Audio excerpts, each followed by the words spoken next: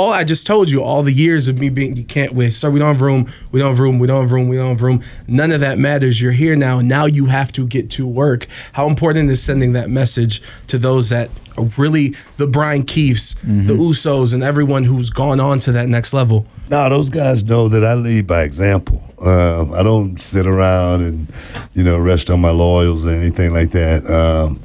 Our last gym that we had, I was the one that was getting that carpet up off the floor, you know what I mean? So those guys, they know, when they see me go out and, push myself as hard as I do, still to this day right now, and trying to understand what this journey is all about. Just like, say, for instance, signing autographs, understanding that that's not my moment, that's their moment, to make sure, you have that innate ability to understand what this thing and what this ride is truly all about. So, no, it's very, very important that my guys, understand it. But, like I say, I lead by example. I don't ask my guys to do anything that I wouldn't do, and I think that's why I got my respect from the guys like Bryan Keith. I love hearing the stories like from like Jimmy and Jey Uso talk about some of the lessons that they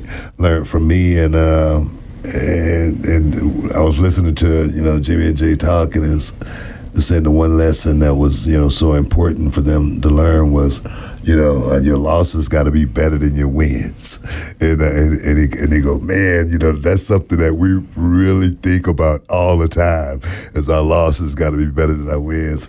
Listening to Bryan Keith, say, when he had to try out at AEW, and there was so many guys there, but the only thing he was, that would go back to his head was, his tool bag. And he had all the tools in his tool bag to go out there. He didn't have to think. He didn't have to think. Yeah. He just thought about his tool bag.